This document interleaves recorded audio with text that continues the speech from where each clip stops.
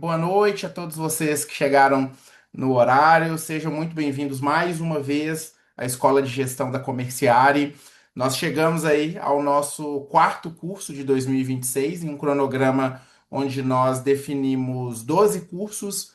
Então, começamos pelo primeiro, onde nós falamos sobre planejamento. O segundo, nós falamos sobre. Qual que foi o tema do segundo mesmo, gente? Minha cabeça tá bem ruim. Deixa eu lembrar aqui. Foram sobre indicadores de gestão, foi o nosso segundo tema. Dando sequência sobre indicadores, a gente trouxe para falar sobre relatórios, como construir bons relatórios e como também analisar bons relatórios. Foi um curso muito legal. Nós fizemos ele no horário das 16 horas. Era um teste, mas realmente a maior demanda é no horário noturno, então nós fizemos à noite. E agora nós vamos falar sobre como tomar decisões. Então, eu aprendi a planejar, eu aprendi a definir indicadores para medir a minha performance, aprendi a construir relatórios e agora eu vou aprender um pouquinho mais sobre o processo de tomar decisão. Não que tomar decisão seja uma caixinha pronta, uma fórmula de bolo, mas tomar decisões é um processo bem complexo. E nós vamos falar também já em maio, nós já temos a data, inclusive, vai ser uma quarta-feira, dia 27/5, processo para reduzir retrabalho. Também é um tema também que pediram bastante. Mas tomar decisões, né? Até coloquei essa imagem aqui, dois caminhos, né? Qual caminho escolher? Muitas vezes eu tenho duas opções, alguns casos até uma terceira ou até mais opções sobre como tomar uma decisão, o que que eu preciso fazer para poder resolver um determinado problema, determinada situação. Então a decisão ela começa, a decisão começa por uma antes da decisão eu tenho o quê? Uma indecisão. Eu não sei o que eu vou fazer para resolver uma situação. Então, a Comerciale, para quem não conhece ainda, é a nossa empresa de consultoria de gestão estratégica, com 6 anos de mercado e com mais de 18 anos de experiência na área da saúde. É, eu, como fundador, aí, carrego essa bagagem, o nosso time também vem crescendo ao longo do tempo. E o nosso trabalho é muito voltado para clínicas, hospitais, laboratórios e serviços de saúde. Então, a gente trabalha aí na implementação de um processo de gestão mais maduro, mais analítico e um crescimento mais sustentável. Então, quando procuram a gente é por dois motivos. Ou tem um serviço de saúde estagnado que precisa sair do prejuízo, precisa sair ali de uma situação confortável e precisa evoluir, crescer, desenvolver, abrir novas unidades. Ou a gente aparece também no cenário em que a pessoa vai montar um novo negócio de saúde, não sabe nem por onde começar, já começou e não sabe como terminar a obra ou aquele projeto ali. Nós entramos, fazemos o plano de negócio, analisamos os custos, viabilidade financeira, viabilidade do próprio negócio. E nós temos também, dentro da consultoria, então eu já estou quase 19 anos aí na área da saúde, vou completar 19 agora em julho. Comecei minha carreira na minha cidade natal, Belo Horizonte, onde eu passei por dois grandes hospitais, passei pelo grupo Hermes Pardini, que me trouxe para Goiânia, na época que eles compraram um laboratório local, que é o Padrão, para quem é daqui conhece.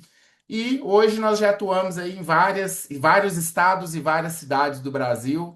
A gente já tem aí uma atuação bem relevante com 6 anos de vida, né? E um time super enxuto. Então já passamos aí por Bahia, Ceará, Teresina, Pará, Tocantins, Mato Grosso, o próprio estado de Goiás, Distrito Federal, Minas Gerais, São Paulo e estamos aí seguindo aí em novas regiões. Isso é um trabalho aí é um trabalho bem trabalhoso, mas é uma construção que nós fizemos, né? De que muitos relacionamentos, muitos contatos, muitas indicações. Então, eu costumo dizer que esse trabalho que nós fizemos aqui é um trabalho complexo, mas é um trabalho que também foi construído. E nós temos nossas redes sociais, a minha rede social, para quem quiser me seguir lá, quem ainda não segue, convido o professor Luiz Soares. Lá eu compartilho muito conteúdo, assim como eu também compartilho também muita coisa no Instagram da Comerciari. A escola de gestão ela nasceu para promover educação gerencial. Então a gente foca muito aí nessa educação voltada para líderes, voltada para pessoas estratégicas que atuam em vários segmentos.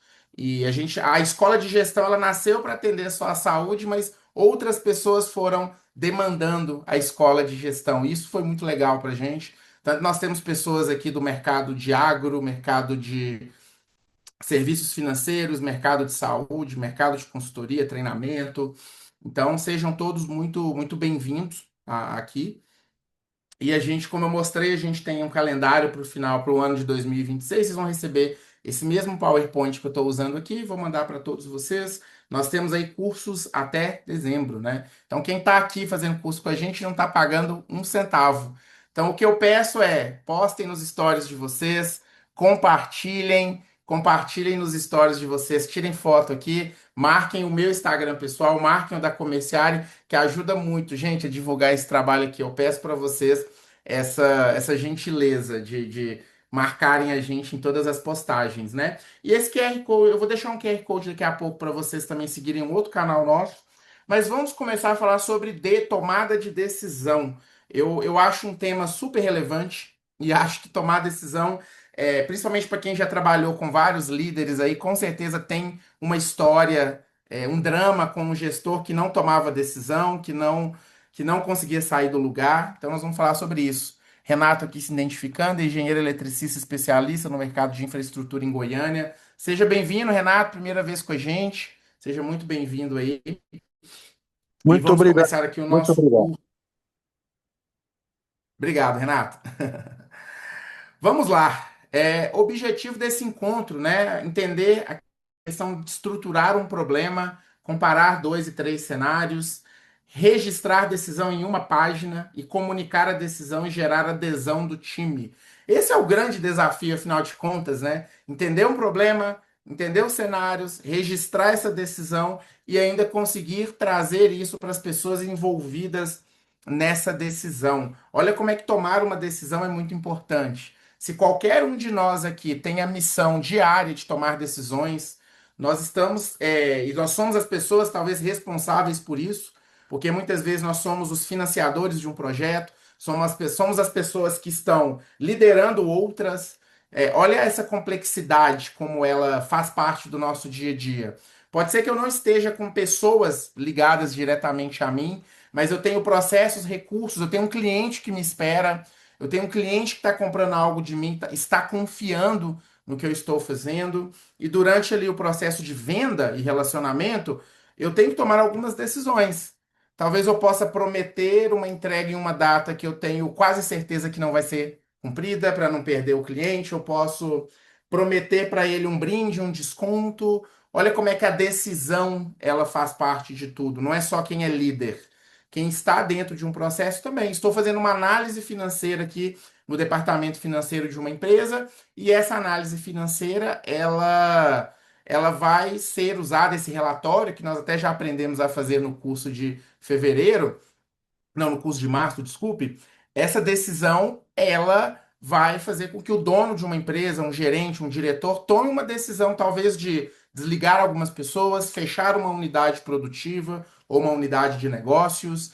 Essa decisão pode afetar aí vidas e famílias e pessoas que dependem daquilo. Então, olha como tomar decisão, mesmo não sendo líder, também é importante.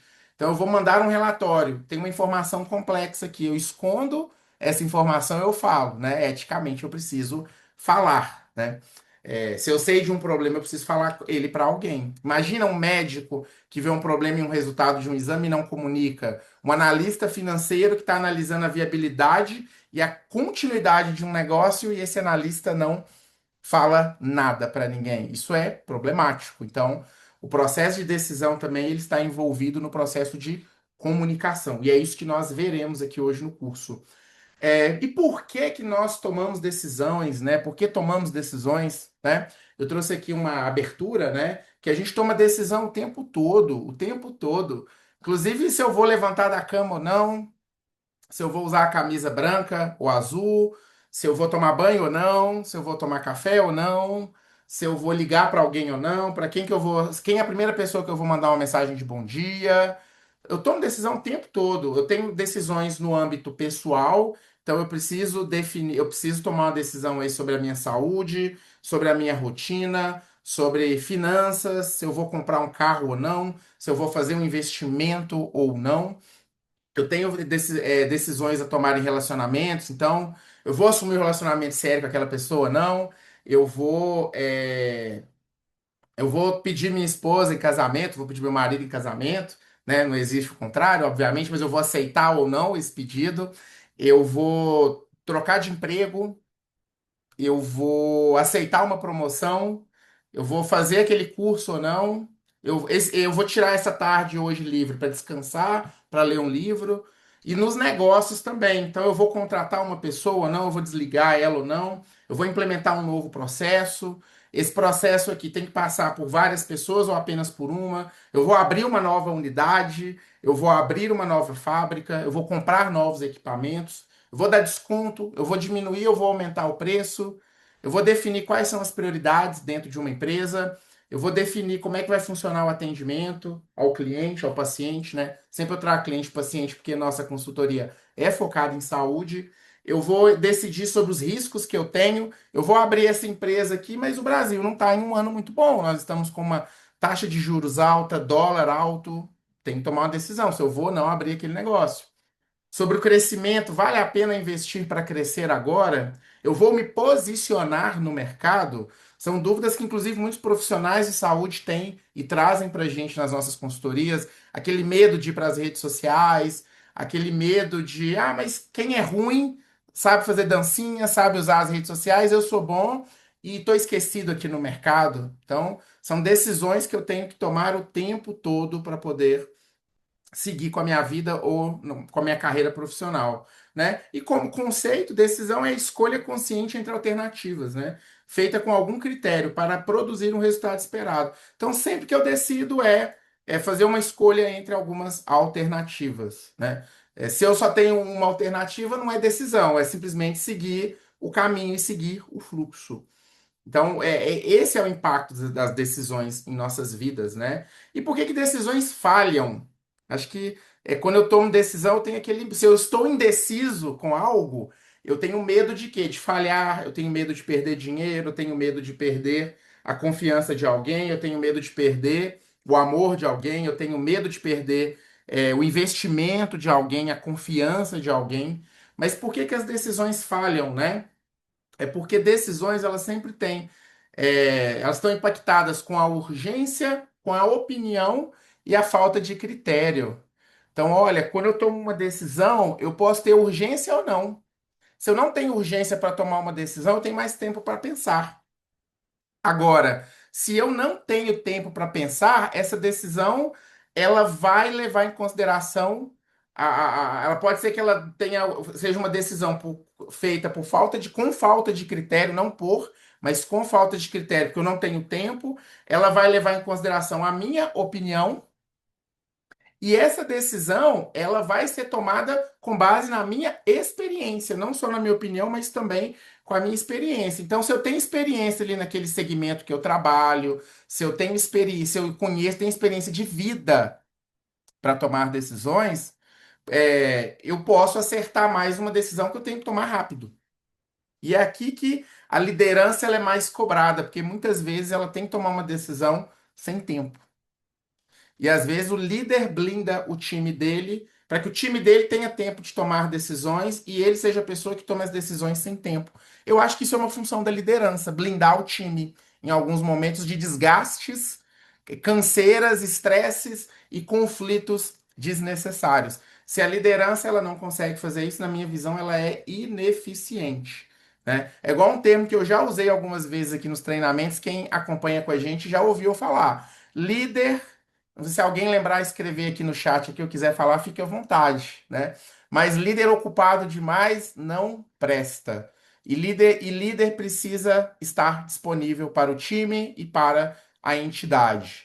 Ah, Luiz, eu não tenho tempo, a empresa está bagunçada e tudo. Pera aí, eu não temos que entender o contexto para tomar melhores decisões. Mas líder ocupado demais, líder que não tem tempo para o time, líder que não blinda o time, líder que não consegue tomar decisões é um líder que não serve, não presta. Esse líder tá fora do mercado.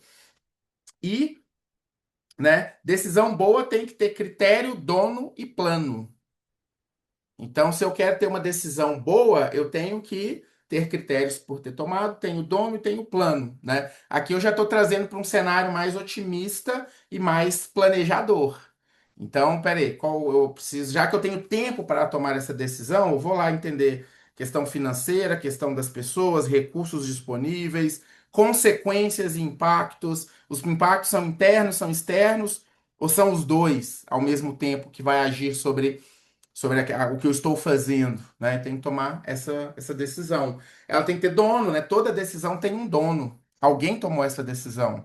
Então, se a empresa optou por fechar uma fábrica, uma das três fábricas, alguém tomou essa decisão com base em informações e planos, né? Então, vamos voltar para o nosso cronograma de cursos. Em janeiro, nós falamos sobre planejamento. E planejar é o quê? Eu tenho várias coisas para fazer, eu tenho várias oportunidades, eu tenho vários problemas, eu tenho várias pessoas, vários processos. Eu planejo para quê? Para eu tentar ter uma assertividade maior definindo o que eu vou fazer, de forma planejada, estruturada, sem excessos e direto no ponto, para depois eu criar os meus indicadores que vão medir o desempenho daquilo que está sendo feito. Então, está crescendo ou diminuindo? Está aumentando o custo ou está diminuindo o custo? Aumenta o faturamento ou diminui? Aumenta a satisfação do cliente ou diminui? Reduz o prazo de entrega ou aumenta? A margem de lucro melhora ou piora? Porque se eu tenho indicadores, sempre eu tenho que fazer o quê? Uma análise desses indicadores. E o relatório, ele é uma análise de algo. E com base no que foi planejado, no que foi medido por um indicador, e no que foi analisado, agora eu tenho que tomar uma decisão. Olha como é que os nossos cursos se complementam. Sempre vão se complementar. A gente está tratando aqui toda a parte de uma organização. Então, quem assistiu esses 12 cursos aqui é quase como se fosse uma mini pós-graduação de gestão. Então, vão ver coisas e, de novo, gente, quem está aqui não está pagando um centavo para estar aqui. Então, por isso que eu peço gentilmente que postem nas redes sociais e nos marquem, porque isso é muito importante para nós. E uma decisão, ela sempre tem que envolver algo que eu adoro trazer nas minhas reuniões, nos meus bate-papos: contexto, né? Qual o peso do contexto na tomada de decisão? Eu acho que o contexto ele vale para tudo na vida. Tudo o contexto está envolvido, né?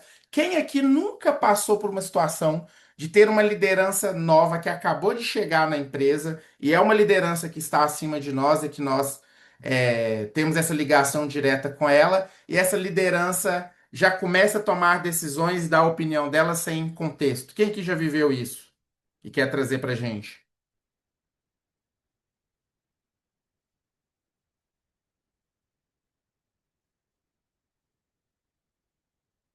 Pode escrever no chat também, tá? Quem não quiser falar.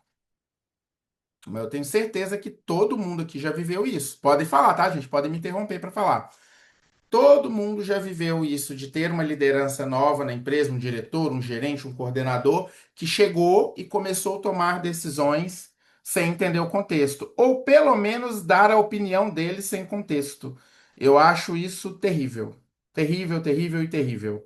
Decisões precisam ser tomadas com intenção de contexto. E não só apenas decisões, tudo. Eu acabei de chegar numa empresa, por que que eu tenho que já dar minha opinião sobre as coisas sem um diagnóstico, né? Até em um cliente nosso, nós vivemos isso recente. Tivemos duas pessoas novas, uma totalmente opinativa e a outra totalmente silenciosa. Olha que interessante, esse contraste. A pessoa silenciosa, ela tem a noção de que ela precisa entender o contexto. A outra pessoa já dava opinião muito rápido sobre as coisas. Então, o contexto ele é importante nas decisões, mas eu acho que ele é importante em tudo que envolve outras pessoas. Acabei de chegar na empresa, antes de dar minha opinião, vamos entender o contexto. Eu fui contratado porque esse time aqui não dá resultados.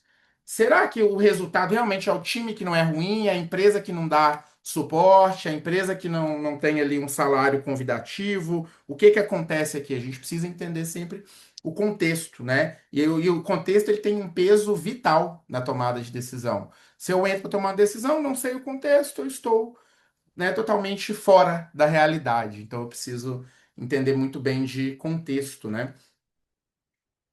E aí, por quais motivos, né, as decisões falham, né? Vamos falar mais sobre isso daqui. E decisões, eu sempre brinco que é um labirinto, né? As decisões, elas acabam se tornando, às vezes, um labirinto, né? Para onde que eu vou, onde que eu tenho que chegar, o que que eu tenho que fazer, eu viro por aqui, viro por aqui. Se eu virar por aqui, eu posso encontrar o caminho, mas se eu virar para cá, eu posso encontrar uma parede logo na próxima esquina e vou ter que voltar a andar e trilhar isso tudo de novo, né? Então, como eu falei, tem urgência, tem opinião, falta de critério e desentendimento de contexto, né? Ou seja, eu estou trazendo de novo aqui, por que que eu tomo decisão e eu ainda falho, né? De novo, eu tenho urgência, eu tenho minha opinião, tenho falta de critério e tenho o desentendimento desse contexto, né? E aí, eu preciso agora falar sobre a comunicação e as relações interpessoais. Tudo isso está amplamente envolvido no processo de tomada de decisão. Tudo, tudo. Se uma decisão bem tomada pode ser totalmente prejudicada e ela pode ser totalmente destruída por uma comunicação feita de forma incorreta. Olha como é que isso é forte. Então, eu tenho que comunicar essa decisão tem que descer para as pessoas de alguma forma, né? Dentro de casa, gente, é a mesma coisa. Se eu quero tomar uma decisão, como é que eu vou tomar uma decisão? Eu não vou falar com a minha família, né? Eu falo a família imediata, é companheiro, companheira e filhos. É uma decisão qualquer que você toma, seja financeira, seja de tempo, aceitar uma promoção, aceitar fazer horas extras porque preciso daquele dinheiro, tudo isso tem que envolver as pessoas que estão envolvidas comigo. Então, é uma decisão que eu preciso tomar. Como comunicar sem gerar ruído? Isso aqui é um primeiro ponto interessante aqui para a gente observar. Porque toda comunicação ou ausência de comunicação, ela gera ruído. É muito difícil a gente comunicar de uma forma que todo mundo entenda igual. É um desafio. Não vou nem falar que é difícil, não. É um desafio. Porque uma comunicação, se vai fechar ou abrir uma fábrica, ela é direta. Ela não tem meias palavras, ela é direta, clara. Agora, uma decisão que tem toda uma regra a ser seguida, aí sim eu tenho uma situação que pode gerar ruído, sim. É a brincadeira do telefone sem fio. Quem lembra da brincadeira do telefone sem fio? Você começa falando uma Não é coisa da numa minha roda de época, não, pessoas. Luiz. Essa brincadeira Uai, aí. não vou nem Tô comentar para brincando. não, pra não Então, é porque a gente, forjar quem você a lembra dessa dizer sua brincadeira já tá idade. entregando, né, a idade. É verdade, verdade. A comunicação, ela por essência, ela já gera ruídos, né? Vamos pensar a situação global que a gente vive hoje, principalmente também no Brasil, com cada polêmica que nasce nesse país, cada coisa que acontece tem dois entendimentos, né? Nós estamos num país extremamente polarizado.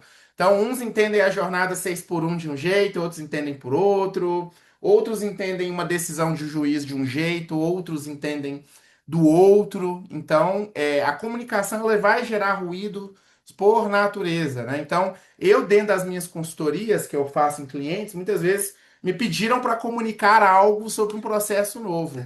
E é muito comum, em 100% dos casos, tem alguém que concorda e alguém que discorda do que a gente vai implementar. E isso é normal. Então, a comunicação sem ruído é um desafio. Então, se eu tomo uma decisão muitas vezes de uma forma ali autoritária ou até arbitrária mesmo, é um pouco complexo. Mas a gente precisa lembrar que também tem decisões que precisam ser tomadas. E às vezes a frieza ali é o que vai fazer, é o que vai imperar durante essa comunicação. Então a gente nunca pode esquecer disso, né? Mas eu costumo dizer, eu costumo brincar que o conceito de motivação que eu conheço, as pessoas tem vários conceitos de motivação, né? Para mim, só existe um conceito de motivação, que é querer fazer. E aí eu brinco que quando eu dou algum curso voltado à comunicação, eu brinco, né? Que comunicação é o quê? É querer comunicar. Se eu quero comunicar, a minha comunicação aqui na empresa vai funcionar. Agora, se eu não quero comunicar para ninguém, eu tomo decisão e deixo as pessoas descobrirem no olho do furacão, né? Eu tenho que entender essa comunicação ou falta dela, ela é extremamente perigosa. Ela é extremamente perigosa dentro de uma organização, né? Por quê? Porque eu vou lidar primeiro com essa resistência. E a resistência, ela pode ser legítima ou ela pode ser viciada. Por quê? Se ela é legítima, é porque eu tomei uma decisão e não analisei o contexto. Então, eu vou tomar decisão em um outro departamento, eu vou tomar uma decisão em um outro departamento de uma empresa, ou eu acabei de chegar no departamento e não conheço a rotina das pessoas. Como é que eu vou definir que algumas pessoas vão trabalhar mais tempo ou menos tempo se eu não analisei esse contexto? Eu vou tomar uma decisão errada. Muitas vezes eu vou sacrificar pessoas que não precisavam. Eu digo sacrificar do tipo, essa pessoa aqui agora vai ter que trabalhar mais, vai ter que chegar mais tarde e ir embora mais tarde. Ela mora num lugar perigoso. Então, são várias coisas que nós temos que analisar na hora de tomar uma decisão. Olha como é que isso é sério, né? Mas a resistência ela vai acontecer, né? Então, o Brasil muda de governo, tem resistência. Nós temos uma nova lei tributária, vai ter resistência. A empresa vai. Eu lembro de uma situação que eu vivi numa empresa que eu trabalhei, um hospital, que ele tinha um refeitório próprio. E muita gente reclamava da comida, uns gostavam, outros reclamavam, enfim. E um belo dia o restaurante foi ser reformado. Então era pelo menos 3 meses de refeitório em reforma. Ou seja, o hospital falou com os funcionários assim: a partir de agora nós daremos um ticket que vai ter um valor diário e vocês vão poder escolher onde almoçar durante esses 3 meses. Então vocês não tem alguém aqui que trabalhou comigo? Não, né? Não, tem não. O que que aconteceu? As pessoas reclamaram. Gente, agora meu horário de almoço vai ser menor. Eu vou ter que sair do hospital. Vou perder aquele momento que eu tinha de comer rapidinho e ir dormir ali uns 30 minutinhos no vestiário. Todo mundo reclamou. Aí passaram 4 meses, a reforma demorou um mês a mais. Aí, beleza, vamos voltar pro refeitório. Aí, o que que as pessoas começaram a falar? Não, deixa o ticket mesmo, tava comendo melhor, eu tava comendo onde eu queria, eu tava saindo um pouquinho de dentro da empresa. Então, resistência, gente, sempre vai acontecer, né? Então, se eu quero diminuir a incerteza da decisão, eu tenho que entender o contexto, mas mesmo com todo o contexto analisado, ele sendo totalmente justo, sendo uma decisão correta, eu ainda vou lidar com essa resistência, né? E eu tenho o depois da decisão, né? Então, aqui agora é um novo cenário. É como se eu saísse de uma floresta com água, com frutos nas árvores que eu posso me alimentar, me hidratar com essa água, e do nada eu atravesso a parede e tem um deserto. É um momento é um momento agora de extrema incerteza que eu tenho, que eu estou vivendo. E isso é consequência de uma decisão. Agora eu tenho que aprender a lidar com essa decisão que eu tomei para poder conseguir lidar com isso e preparar as pessoas que estão envolvidas nisso, né? Então, de repente, aqui em casa, eu, minha esposa, meus filhos, eu decidi fazer uma nova graduação. A consequência disso é menos tempo com os meus filhos. Eles são pequenos, são grandes, menos tempo com a minha esposa. Então, todas essas decisões, elas geram um novo cenário.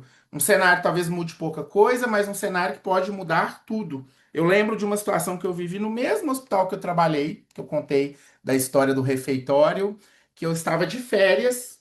Eu estava de férias, acho que foi a única vez que eu tirei 30 dias de férias na minha vida.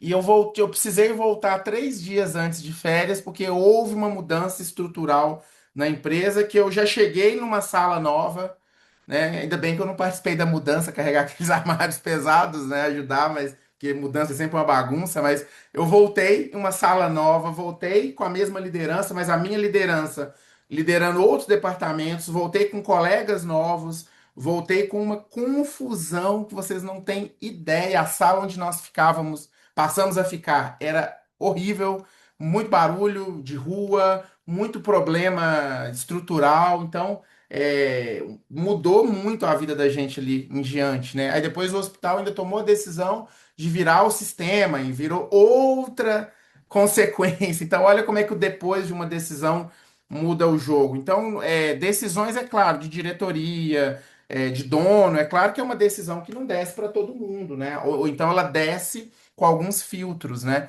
Mas se eu tomo uma decisão e não comunico as pessoas estratégicas para que todo mundo se prepare, isso é ruim, né? Imagina uma mudança de sistema em um hospital que eu acho que já tinha quase 300 leitos. Acho que mais quase 300 leitos. Não, acho que era, não estou enganado. Imagina uma decisão dessas de mudar o sistema e avisando de última hora. Então, eles até fizeram um projeto bem legal na época, escolheram algumas opções de sistema, levaram os gestores para fazer benchmarking em outros hospitais. Foi muito legal essa experiência ela foi bem bacana. Eu lembro que eu fui envolvido em algumas coisas dela, assim, e a decisão foi tomada de uma forma correta. Isso foi bem legal. Mas o depois disso eu saí antes do sistema virar. A implementação foi um inferno, e quem estava lá e viveu a virada deve ter vivido também outro inferno, porque é bem complicado, é bem complexo mudar de sistema. Quem aqui já viveu isso sabe, né? Então, a estrutura simples de comunicação de uma decisão, né? Contexto, né, o que estamos resolvendo, decisão, o que foi definido, critérios, por que essa opção venceu, impacto, o que muda na rotina, próximos passos, dono, prazos, como medir, espaço para dúvidas, alinhar sem reabrir a decisão. Então, depois que eu tomei uma decisão e tenho que comunicar ela, eu já tenho que estar com tudo isso aqui bem definido. Se o impacto, se eu não falei o impacto, grandes chances de que eu não avaliei o impacto para tomar essa decisão tenha acontecido. Grandes chances disso ter acontecido, né? Se eu não expliquei por que que essa opção foi escolhida, é a mesma coisa, né? O contexto, talvez todo mundo já saiba, talvez não. Por exemplo, saiu um diretor, a empresa ou o grupo decidiu não continuar com o diretor. Talvez nunca se saiba o porquê que foi definido, né? Muitas vezes a gente realmente não sabe, né? Então, já chega no contexto, né? O contexto. O diretor fulano de tal da área tal foi desligado, né? Então, foi a decisão e foi o contexto. Por que que essa decisão venceu? Muitas vezes a gente não fica sabendo. Mas o que que muda agora? E é o que mudou quando eu fui obrigado a voltar alguns dias antes das minhas férias terminarem. Porque uma gerente foi mandada embora, ela tinha duas gerências importantes. Dentro de cada gerência ainda tinham mais ou menos duas ou três sub-áreas dentro daquelas gerências que ela tinha, e a minha área, o meu gerente na época absorveu duas sub-áreas.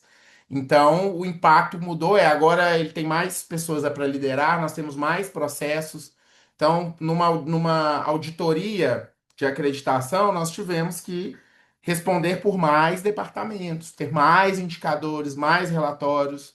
Isso aumenta a complexidade de gestão, né? Então, os próximos passos era implementar esses colaboradores, recebê-los, né?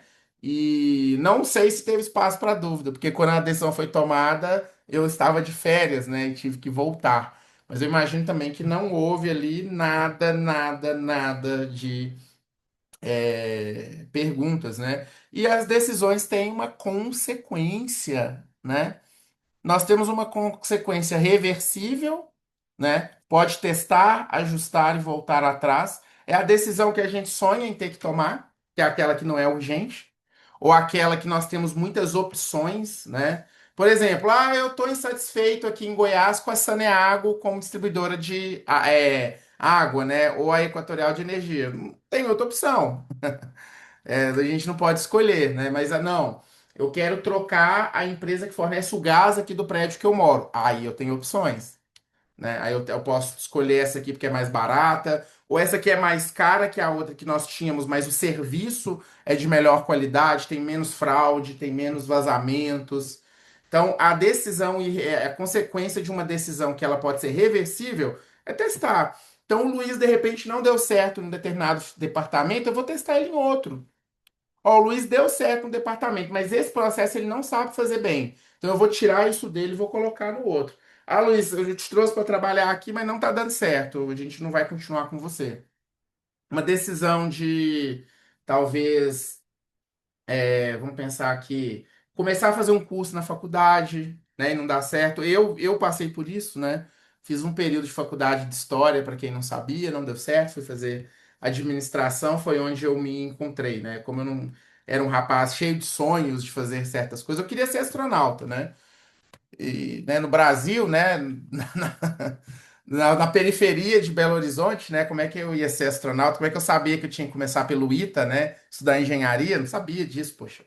Mas deu muito certo a administração, né, minha carreira, minha profissão que eu amo demais, mas tem decisões que eu posso voltar atrás, né? E tem as decisões, né? Que é a música do CPM 22, né? São irreversíveis, né? Alto custo de erro. Então, se eu tomo aquela decisão e não dá certo, o custo do erro é muito caro, né? É igual eu brinco, empreender no Brasil.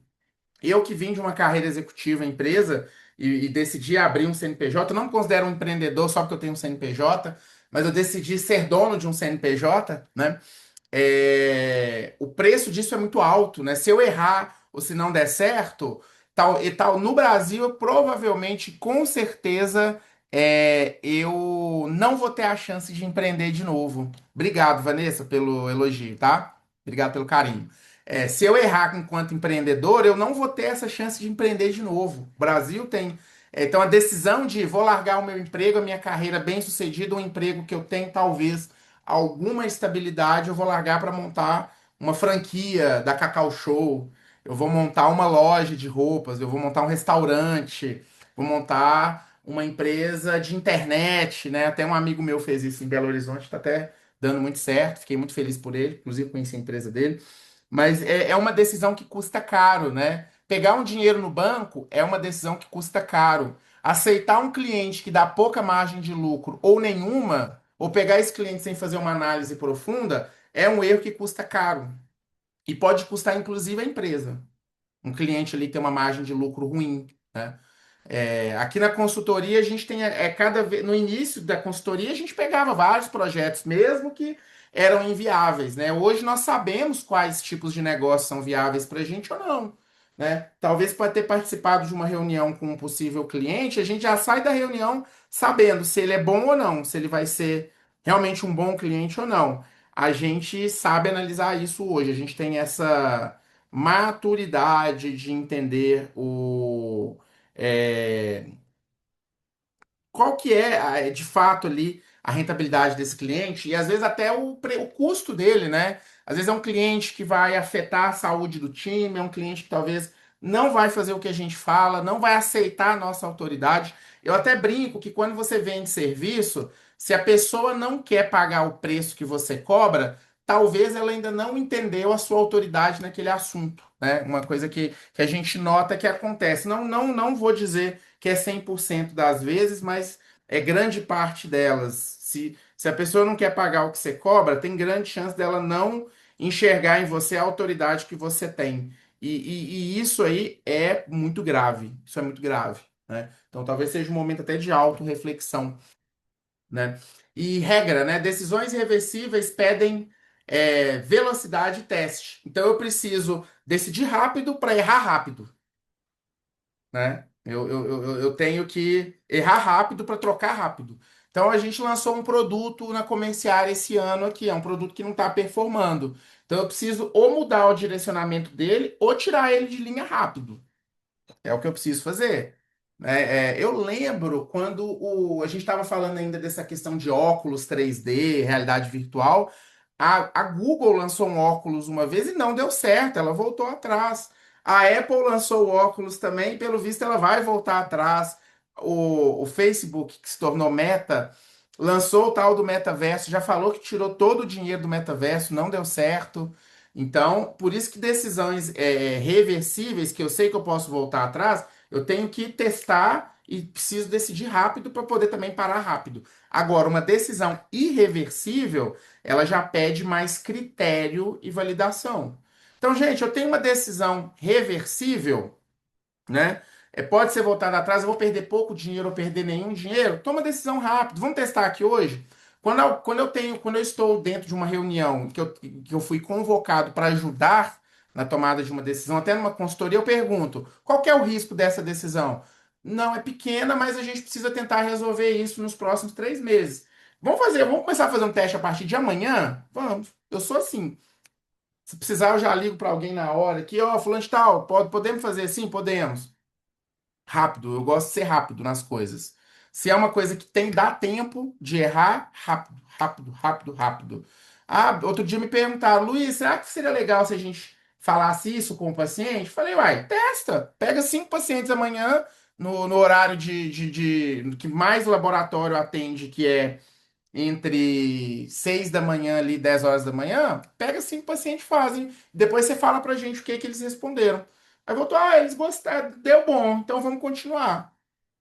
Agora, decisão que é mais criteriosa, tem que ter validação, aí talvez eu possa pedir para testá-la, mas aí eu não vou testar no ambiente produtivo, eu vou testar em um ambiente de teste, né? Lançar um novo produto, aqui na Comerciária a gente só lança produto depois que a gente testou ele. Nós temos um produto novo chamado Gestão por Assinatura, que é um produto que a gente já implementou em vários clientes antes de começar a gerir. Esse produto está dando certo. O que não deu certo foi um outro que a gente decidiu tentar lançar ele do nada, mas a gente não tinha testado e validado, né? Então, lançar um produto novo que exige tempo para você poder criar ele, é legal que valide antes, porque é uma decisão que pode matar um negócio. Pode trazer um prejuízo reversível, mas pode simplesmente matar o seu negócio. Então, você vai tomar uma decisão dentro do seu trabalho, pense, ela é reversível ou ela é irreversível? Se ela é reversível e o prejuízo é mínimo ou nenhum, rápido. Agora, ela é irreversível porque o prejuízo é alto, porque vai impactar muita gente e tudo, passa para a próxima. Segue o jogo, né? Como diz, né? A frase, segue o jogo. Que nem perde tanto tempo com isso, não, porque é complicado, né? O custo de não decidir, porque não decidir também é uma decisão. Eu falei algo para alguém que magoou ela. Eu posso decidir não ir lá pedir desculpa. Isso vai trazer algumas consequências, não vai? Não decidir também é uma decisão. E é aqui que as lideranças mais falham. Não tomar decisões. Não tomar decisões.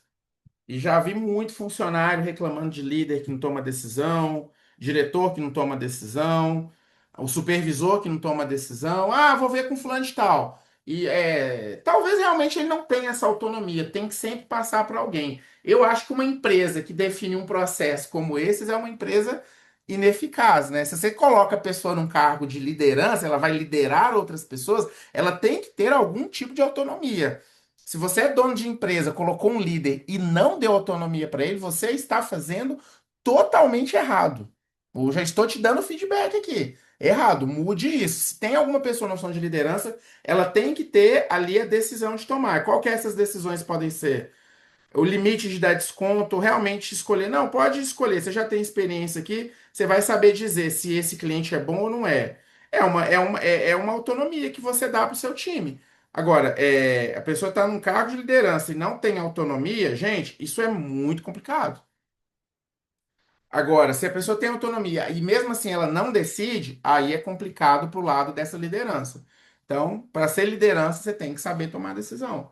Eu não tenho experiência o suficiente, acabei de ser promovido, estou na minha primeira. Estude, busque entender o contexto para você conseguir desenvolver essa habilidade da tomada de decisão. Isso vai ser muito importante, né? Eu não vou entrar na questão de não tomar decisão tanto no viés pessoal, porque por uma pessoa não tomar decisão de uma coisa, tem fatores emocionais e psicológicos, e eu, como não psiquiatra, como não psicólogo, eu não tenho competência para alegar por que que uma pessoa toma ou não toma uma decisão, né? Mas no ambiente profissional não tem como, é impossível. Se a pessoa foi colocada na opção que ela tem que tomar decisão e ela não toma, ela está errada, né? E acontece muito uma coisa em algumas empresas que eu atendo, né? Que é o seguinte: a pessoa ela não toma decisão, mas ela foi alertada sobre a necessidade de tomar. Isso acontece com alguns donos de empresas e acontecem com líderes que têm muita autonomia. Ele recebeu o relatório, ele recebeu as informações, ele buscou e ainda tomou a decisão errada. Apesar que tem líderes que tomam decisões sem pegar as informações, sem pegar os relatórios que a gente aprendeu a fazer, com leitura dos indicadores que nós aprendemos a fazer, depois de um planejamento que nós aprendemos a fazer, né? Porque quando eu estou numa função diretiva dentro de uma empresa, tomar decisão é diário. Diário. E se eu quero tomar decisões boas, eu tenho que analisar os cenários. A exceção que nós falamos são as decisões urgentes, né? Que requer experiência, prática e conhecimento, né? E decisões urgentes vão aparecer talvez todos os dias. Todos os dias. O dia sim, dia não, mas a tendência é que aconteça todos os dias, né? E quando eu não tomo uma decisão, eu tenho um custo, né? Eu tenho retrabalho. Então, não tomei uma decisão sobre isso aqui, mudo ou não mudo? E aí vai ter que fazer o time trabalhar de novo, né? Eu lembro de um programa que passou no Fantástico uma vez, não sei se vocês lembram, Era um programa que eles pegavam os donos das empresas ou diretores, eles se disfarçavam de funcionários e eram como se fossem contratados como novos colaboradores. Eu esqueci o nome desse programa. Se alguém lembrar, puder colocar aqui ou falar no microfone aí, eu agradeço. E aí eu lembro que tinha um caso de uma empresa muito específica que eles colocaram, se não me engano, o próprio dono, que era um cara muito amado pelos funcionários, era um grande líder e tudo mais. E aí ele se colocou fantasiado. De repente eu até coloco pra gente assistir um pedaço aqui, porque eram 2 ou 3 episódios, assim, pegavam 2 ou 3 dias no Fantástico, e era grande, ou eram dois só, que eu não tô lembrado. E era uma empresa que tinha um processo logístico muito forte, né? E aí ele se fantasiou de colaborador e tudo. Uma pessoa falou: esse cara parece, não parece com o fulano lá, o dono da empresa e tudo. Mas aí o que acontecia? A área lá de logística, de liberar os materiais, carregavam o caminhão. E aí, por algum motivo, a empresa tinha um processo ruim que era: se não tiver algo feito lá, não lembro agora se era emitir a nota fiscal, alguma coisa, tinha que descarregar o caminhão, esperar resolver e depois carregar de novo. Olha que decisão, alguém tomou essa decisão sem analisar o cenário, né? E aí era um esforço absurdo para carregar aquele caminhão e tudo. E o dono foi lá, ele carregou, descarregou e depois carregou de novo. Chefe secreto, obrigado, Vanessa. Chefe secreto. E aí, aquele apresentador do Fantástico lá, que é irmão do Oscar, esqueci, Tadeu Schmidt, falou: E aí, chefe, você vai dar carteirada agora para resolver isso ou vai deixar? Ele deixou a princípio, né? Mas aí depois, quando acaba esse período que ele convive, os chefes viajam, né, com os colaboradores ali, eles vão lá e conversam com alguns colaboradores que se destacaram. Aí começaram a pagar a faculdade, dar promoção, aumentar salário. Foi bem legal, né? Alguns são até emocionantes, alguns depoimentos, né? E aí, o Max Geringer, né, aquele consultor de gestão de pessoas, que era o apresentador do programa, falou: a primeira coisa que esse chefe falou foi: só carrega e descarrega caminhão com ordem da diretoria. Não vai depender mais se emitiu ou não nota fiscal, se o setor financeiro estava trabalhando ou não estava, só carrega caminhão e descarrega com autorização da diretoria. Ele viu que o negócio era uma loucura, né? Então, isso aqui é ou uma decisão errada, sem contexto, uma decisão urgente tomada por alguém sem experiência, ou foi a ausência de uma decisão. O chefe daquele departamento não tomou essa decisão, ou não levou isso para frente, ou levou isso para frente e um diretor não tomou essa decisão. Então, eu acho esse programa muito emblemático, porque ele, para quem é dono de empresa, para quem é gestor, fica aquela coisa, né, do gestor que não desce para a operação. E isso é um assunto muito polêmico. Eu acho que eu não, eu entendo que o gestor e o dono das empresas não tem que carregar tijolo. Ele não né, tem até uma postagem bem clichê de Instagram que o João Adib não carrega uma caixa de medicamento. A Luísa Trajano não entrega um produto que é vendido no e-commerce. Eu não concordo com isso, tá, gente? Essa coisa de chefe sair da operação, chefe tem que só tomar decisão. O chefe ele não vai estar lá na recepção atendendo o cliente. Mas se ele não descer lá para entender como é que tá, e se ele não andar pela empresa ali e tudo, eu não sei como é que esse chefe vai conhecer a empresa que ele trabalha, não. Se ele não desce para a operação, se ele não faz reunião com os times. Eu acho isso muito ruim. De novo, gente, o diretor de uma empresa ou dono, ele não tem tempo para todo dia estar ali, mas se ele não desce para lá pelo menos 1, 2 ou 3 vezes no mês ou no trimestre, eu acho que está muito errado, né?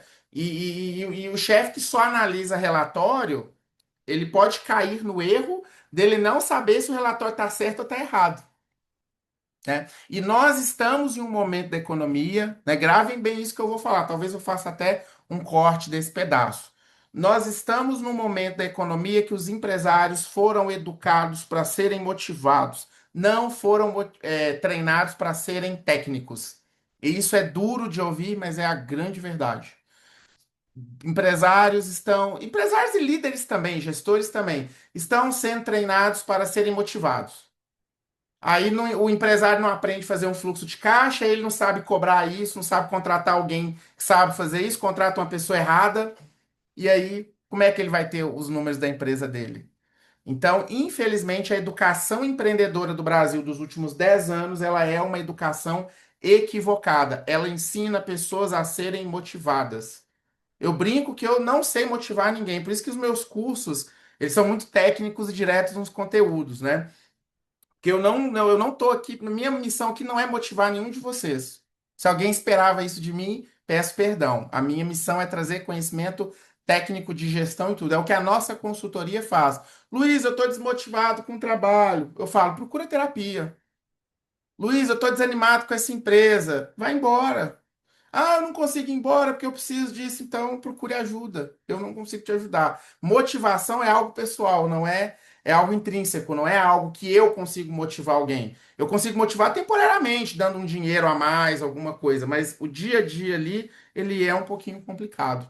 Então, é por isso que eu tenho uma crítica muito forte dessa educação empreendedora que nós temos hoje no Brasil. Ela é uma educação que cria gestores motivados. Na hora do técnico ali analisar um relatório, entender ali se o investimento feito foi bom ou não, entender um relatório que chegou para ele, é aí que o bicho pega, né? Normalmente, empresários e líderes que foram técnicos, eles sabem a parte técnica do trabalho deles, é uma vantagem. Aí eles precisam desenvolver o gerencial. Mas agora, líderes que não eram técnicos, aí eles também têm um trabalho dobrado, que é entender um pouco do técnico ali também, né? Obviamente que eu, enquanto gestor que fui de hospital, de laboratório e hoje consultor, eu entendo o que é o resultado de um exame, um laudo e o que ele impacta, mas eu não sei analisar um hemograma e não é minha função analisar. Mas se eu fosse dono de um laboratório sem ser biomédico ou farmacêutico, até médico, eu iria usar muito os relatórios, né? E muita questão de reclamação de médico, possível reclamação, reclamação de cliente, tudo. Então, eu buscaria aí analisar números e relatórios, né? Não impede, mas a gente precisa trabalhar em educação de líderes, empresários, formações técnicas. E aí, Luiz, mas e a questão de relacionamento com pessoas? Gente, não deixa de ser uma habilidade também técnica. É natural, é humano, mas também é uma habilidade técnica. Luiz, recrutar pessoas é uma habilidade técnica também. Né? Você só pega o currículo que chega lá da vizinha, do filho da manicure, do filho do porteiro, do filho da sua amiga que vai ao shopping com você. Tá errado, você tem que selecionar pessoas, né? Então, eu tô falando tudo isso aqui em um único ponto, né, gente? Não tomar decisão também é uma decisão, gera tudo isso daí.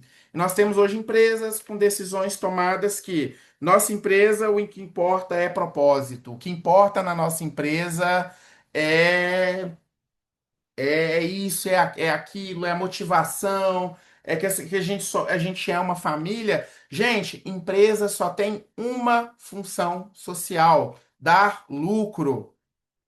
Ponto final. Empresa só serve para isso. A empresa não presta para mais nada. Ah, mas o dono da empresa gosta de doar cestas básicas. Legal, eu acho isso maravilhoso, né? Recomendo que faça mais. Mas isso só acontece se a empresa tiver lucro. Se ela não tiver lucro, ela não contrata, ela não consegue pagar mais benefícios, ela não consegue pagar um benefício ali de um programa de saúde mental, até porque agora é lei, né? Não é mais opcional, mas não consegue pagar o plano de saúde, não consegue pagar a comissão. Empresa só tem a função de dar lucro. Ponto final. Se não está dando lucro, tem alguma coisa errada. Aí, com o lucro, a gente pode fazer outras coisas, desenvolver pessoas. Eu acho que as empresas ainda têm essa função de desenvolver pessoas. A carreira é tua, não delegue para o seu chefe, mas a empresa, ela tem o poder, sim, de desenvolver as pessoas, né? Quantas pessoas eu conheço que estão aqui comigo aqui que passaram por um processo evolutivo muito grande? Talvez alguém decidiu que elas seriam promovidas no lugar de outras, né? Então, o sucesso é fruto de uma boa decisão que alguém tomou lá atrás. Então, desculpem ter. Obrigado por ouvirem eu falar tanto sobre um único item aqui, mas essa é a verdade, gente. Liderança tem que saber tomar decisão. E tem que ser técnica, não pode ser motivacional. Ela tem que ser técnica e não tomar uma decisão, trouxe o exemplo do chefe secreto, trouxe a questão da educação dos líderes e dos donos de empresa, empresários, porque não tomar uma decisão gera retrabalho, atraso, perda de oportunidade, desgaste do time e do caixa da empresa, né? Então a empresa, mesmo com dificuldade financeira, o dono quer abrir uma fábrica nova, isso vai atrasar a resolução do problema da empresa. Ele acha que está ganhando uma oportunidade, mas está perdendo a oportunidade de resolver o problema financeiro, desgasta o time desnecessariamente do caixa. Eu acho que desses itens aqui, eu queria que vocês comentassem aqui por voz ou no chat. A não decisão que mais impacta, né? Para quem estiver assistindo a gente depois, colocar nos comentários do YouTube. Onde mais que uma não decisão impacta? Eu acho que é no desgaste do time ou até uma tomada de decisão errada. Alguém quer trazer alguma coisa aí pra gente? Eu quero só concordar com você.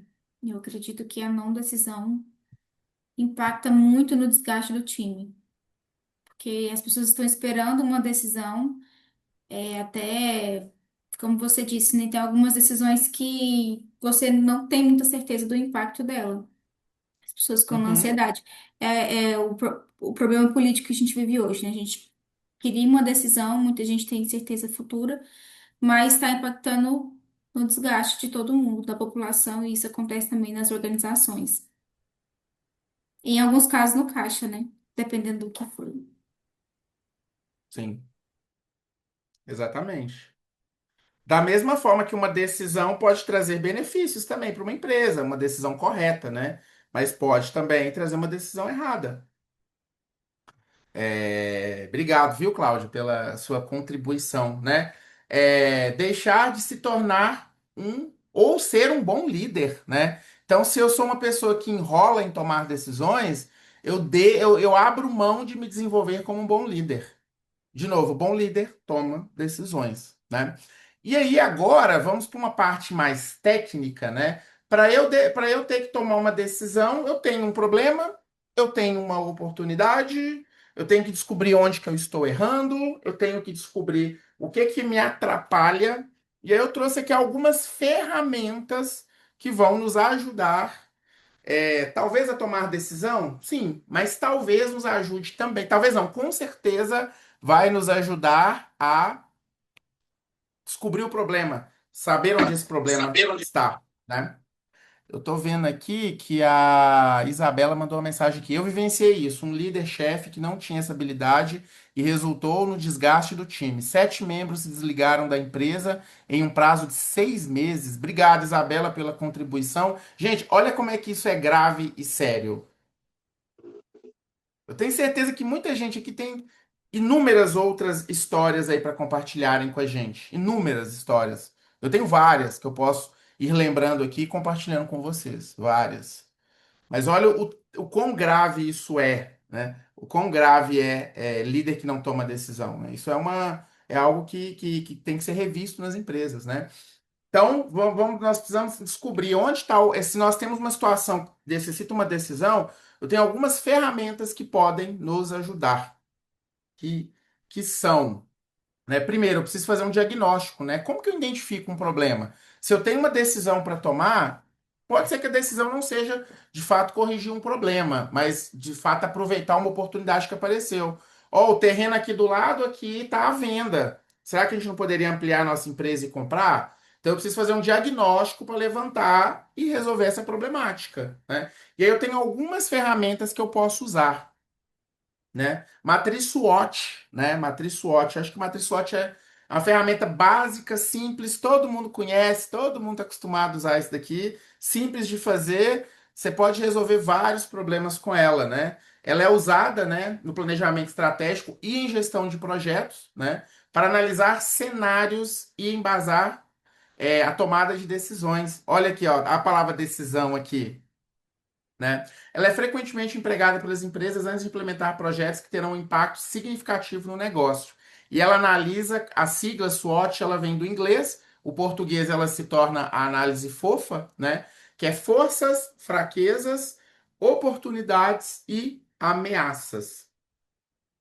Olha como é que eu analiso um cenário bem completo com ela. Então, ela vira essa matriz que vocês estão vendo aqui. Eu tenho um ambiente interno da empresa, ou o meu departamento, ou dentro da minha casa. Eu tenho forças e fraquezas. E eu tenho um ambiente externo da minha empresa, que eu tenho oportunidades e ameaças. Então, vamos fazer aqui a análise do exemplo que eu falei. Ou alguém quer trazer um problema que necessita de uma necessidade de decisão para eu fazer a SWOT aqui com vocês. O que que vocês preferem? Querem trazer um problema real?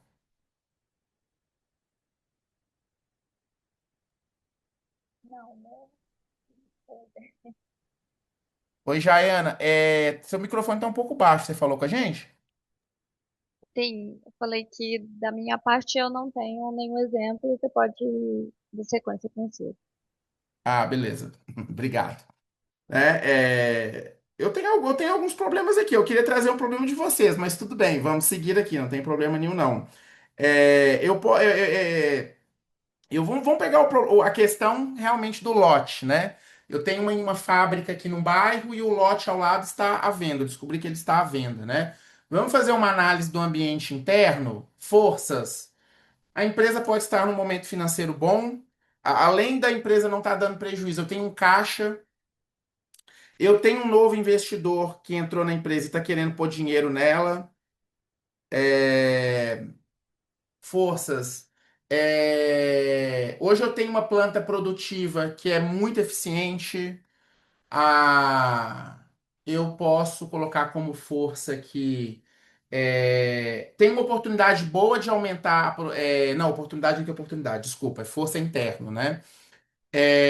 Eu tenho uma boa engenharia de produção implementada, a gente é bem eficiente.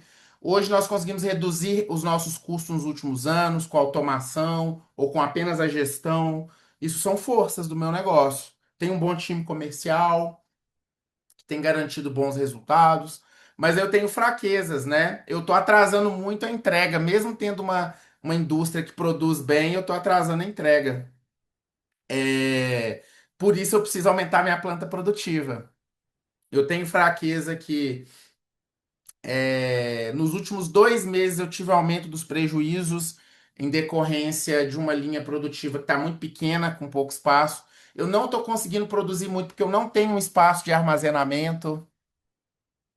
Eu estou tendo clientes insatisfeitos por causa de todos esses problemas. O NPS não está legal. As oportunidades, né? O mercado está bom, a economia local está boa e eu tenho demanda de clientes que hoje eu não consigo atender, então é uma oportunidade de comprar o lote, e aumentar a minha planta produtiva. Eu não tenho dinheiro em caixa, vamos supor que não seja uma força, mas eu tenho crédito no banco e a taxa de juros, ela está bem positiva. Vantagem. Ah, eu tenho a oportunidade de implementar um novo produto que tem demanda no mercado, para isso eu preciso aumentar minha planta produtiva. E eu tenho as ameaças. Eu posso abrir essa fábrica e a economia de repente despencar. Eu tô em ano de Copa do Mundo e de eleição. Eu posso ter ameaça de que o meu concorrente compre primeiro o lote, até eu me capitalizar para comprar. É, Eu posso ter como ameaça uma guerra. Às vezes a guerra é num país que fabrica um insumo que eu preciso aqui para aumentar minha produção.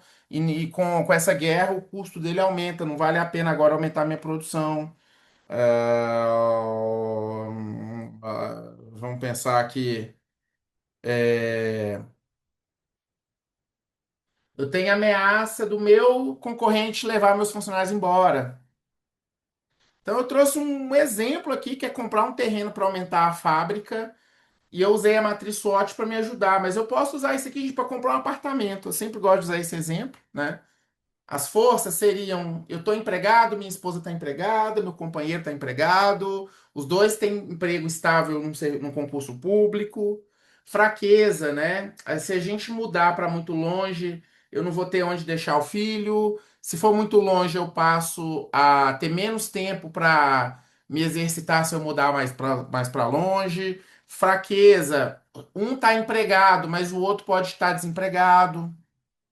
Oportunidades, taxa de juros boa no mercado, Minha Casa Minha Vida aumentou ali o valor ali do imóvel.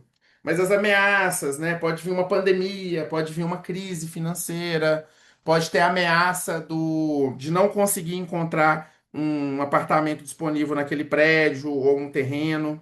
Então eu posso usar a matriz SWOT, gente, para tudo. Eu quero tomar uma decisão, a matriz SWOT é a ferramenta para eu colher esses dados, né? Análise Pestel não é tão popular quanto a análise SWOT, né? Eu gosto muito da Pestel também e vou conceituar ela aqui para vocês. A análise Pestel é uma ferramenta de planejamento estratégico utilizada para avaliar os fatores macroambientais que podem influenciar um negócio, setor ou projeto. O objetivo é compreender o impacto de variáveis externas que fogem do controle da empresa, impedindo uma melhor adaptação às mudanças do mercado. Ela auxilia também na identificação de oportunidades e ameaças externas, fornecendo uma visão ampla sobre os desafios e tendências que podem impactar o crescimento do negócio. Ou seja, ela é como se fosse a parte de ameaças aqui da matriz SWOT, só que ela me dá a oportunidade de ir um pouquinho mais a fundo, de me aprofundar mais na hora de entender um cenário. Então, ela tem 6 fatores aqui que eu analiso, né? Então, beleza, eu vou comprar o lote do lado. Vamos lá. Eu tenho os fatores políticos, que refere-se a políticas governamentais, regulamentações, estabilidade política e relações internacionais que podem influenciar o meu ambiente de negócios. Exemplo, mudanças na legislação tributária, que é o que a gente está vivendo hoje no Brasil, incentivos fiscais que passaram a ter ou passaram a não ter, né? Ou políticas de importação e exportação.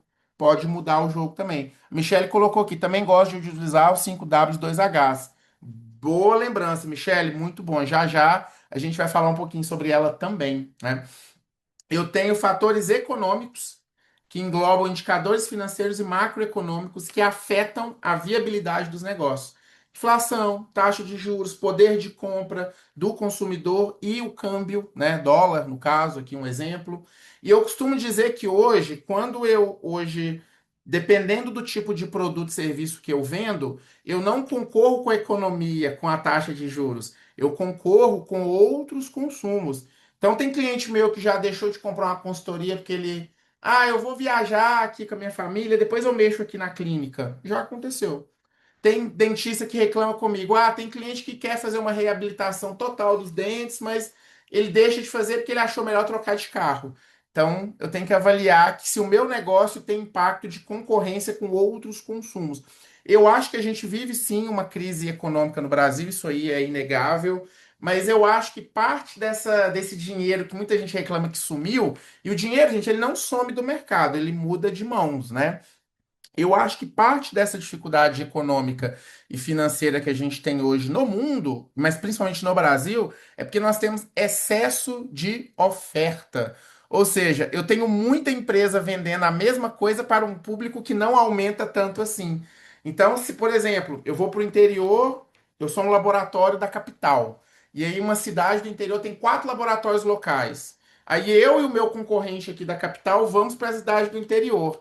Eu não estou indo lá para pegar novos clientes. Eu estou querendo pegar os clientes que já tem lá. Ou seja, isso pode sim gerar um problema na economia local. Então eu tenho que avaliar isso na hora de abrir um novo negócio. Vale a pena eu ir para um lugar que eu vou ter competição demais e que eu vou ter que. Ou então a competição não é tão grande, mas eu vou ter que conquistar um cliente que já está fiel a outro, isso tem que pensar. E eu acho que isso acontece hoje. O cliente ele tem muita opção de comprar. Então, esse dinheiro do cliente começou a ser repartido com mais players, né? Ou seja, mais competidores do mercado, né? A Vanessa colocou aqui pra gente. Tive um cliente que mencionou sobre o Sebrae. Ou seja, meu concorrente, estou analisando. Luiz Henrique, preciso gerar mais autoridade? Então, gente, vamos lá. É muito legal isso aqui que a Vanessa trouxe aqui. Deixa eu pausar rapidinho para comentar. O cliente deixou de comprar uma consultoria com você para fazer uma consultoria no Sebrae, né? Nos projetos do Sebrae. O Sebrae, ele é um concorrente? Sim, eu já também perdi cliente para ir para o Sebrae, né? O Sebrae é uma entidade muito importante para o empreendedorismo, para a economia brasileira, né? Eu tenho alguns questionamentos ao Sebrae, como acho que todo mundo que pensa mercado acaba tendo, né? Mas como é que você, que é uma consultoria de uma pessoa individual, vai competir com o Sebrae? vai competir com a Falcone, vai competir com outras empresas, né? Gerar mais autoridade, a gente tem que fazer isso sempre, né?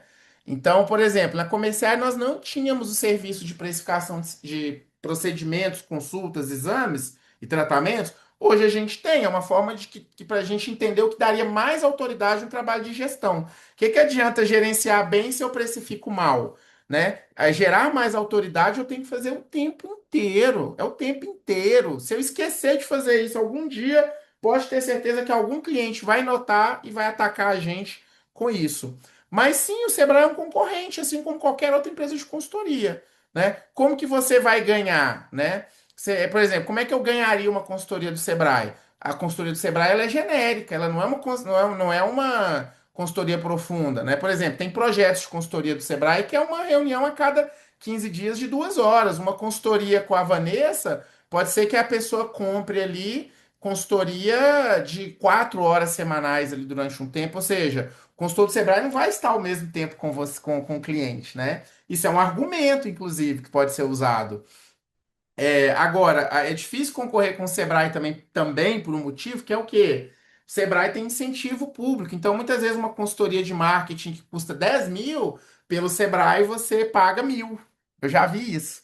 Então, eu acho que cabe aí até analisar. Se eu tenho uma parcela de clientes que é passível de, se é sensível a preço e hoje eu não abro mão do meu preço, para que eu vou negociar com um cliente desse? Né? Eu tenho que pensar, né? Eu cogito, talvez eu cogite entrar numa loja da Volkswagen, numa concessionária da Fiat, da Chevrolet, da Jeep para olhar um carro, mas eu não vou na concessionária da Porsche, eu não tenho, eu ainda não cheguei no nível de ter uma Porsche, né? Talvez se eu chegar no nível, talvez eu não tenha, eu tenho quase certeza que eu não tenho, mas eu não vou lá apressar o preço de um carro na Porsche, né? Eu vou olhar na Fiat, na Volkswagen, na Chevrolet, na Jeep, talvez eu vou nessas novas de carros elétricos, mas eu nunca vou entrar na Porsche, né? A não ser que eu tenha essa condição. E como eu falei para vocês, eu acho que mesmo amando uma Porsche, talvez eu não entre.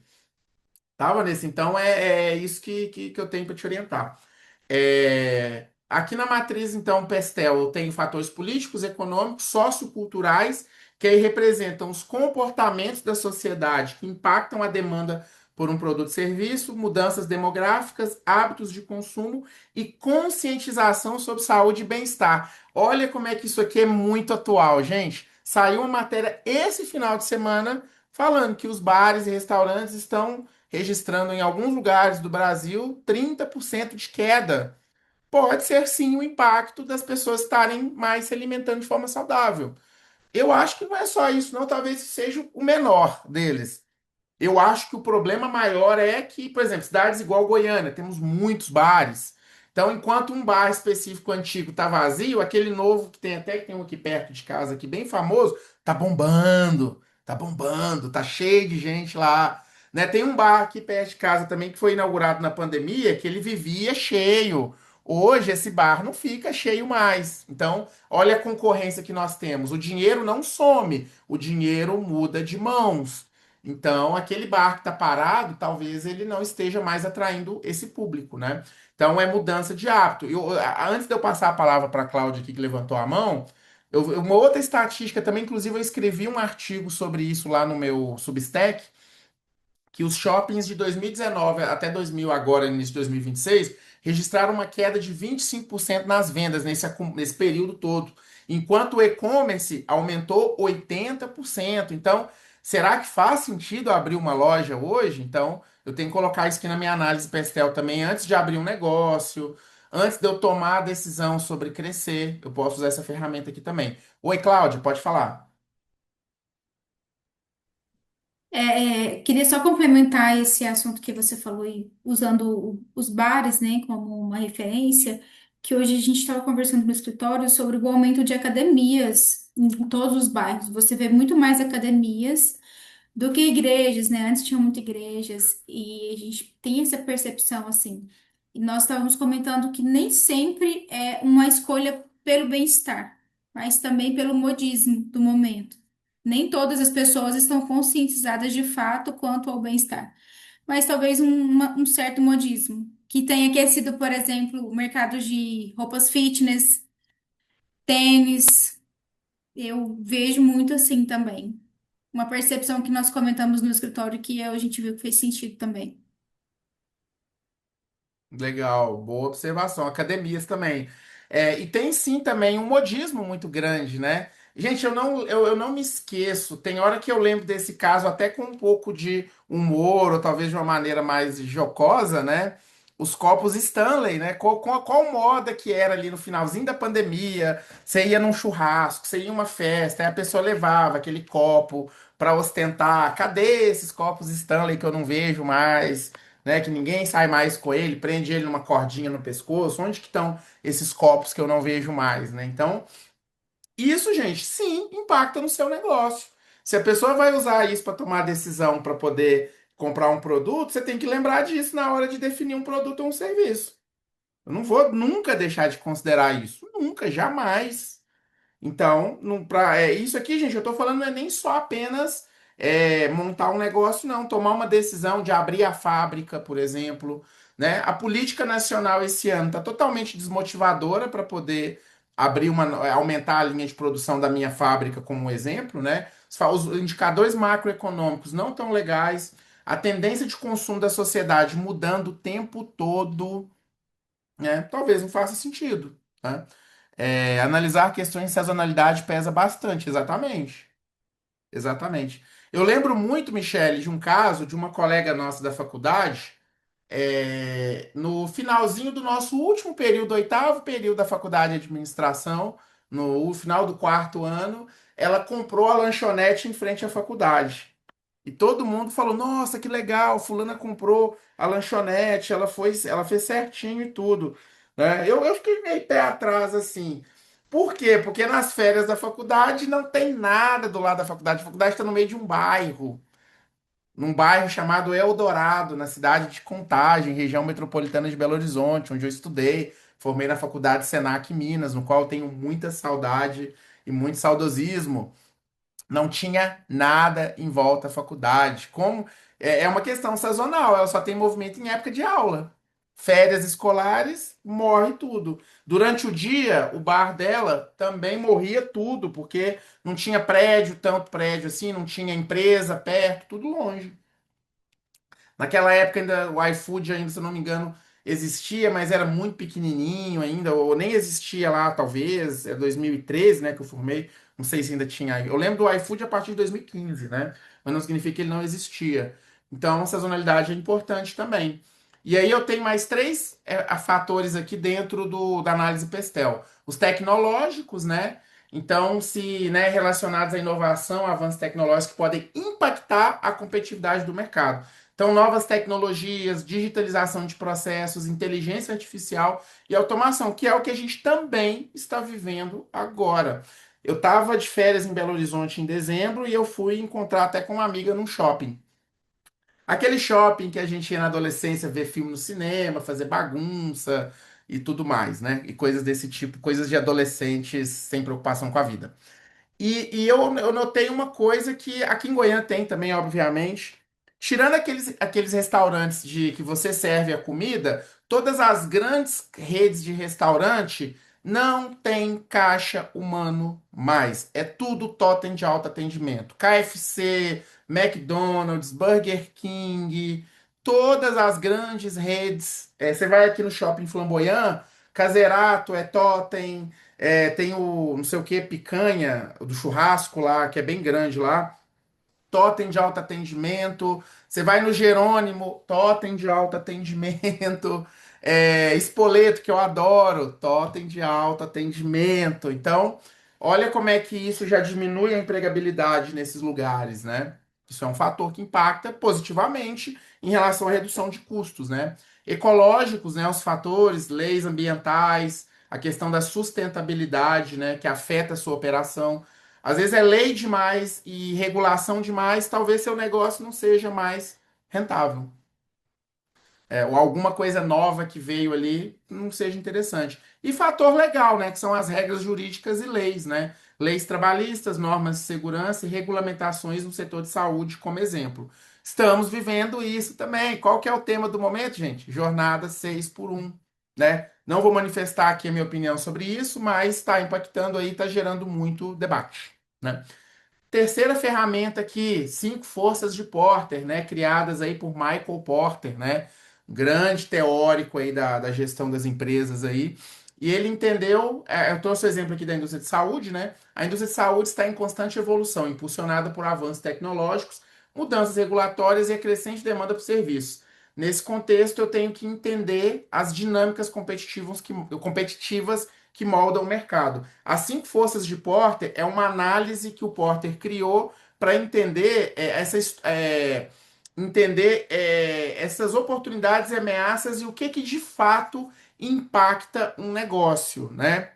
O que pode impactar na sequência do seu negócio, do seu departamento, da sua carreira profissional. E olha que interessante fazer isso daqui. Também não é uma ferramenta tão popular assim como a SWOT.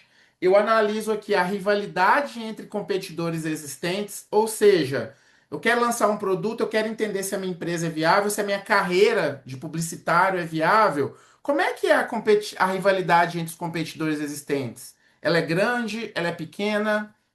Né? Qual que é a ameaça de novos entrantes que eu tenho?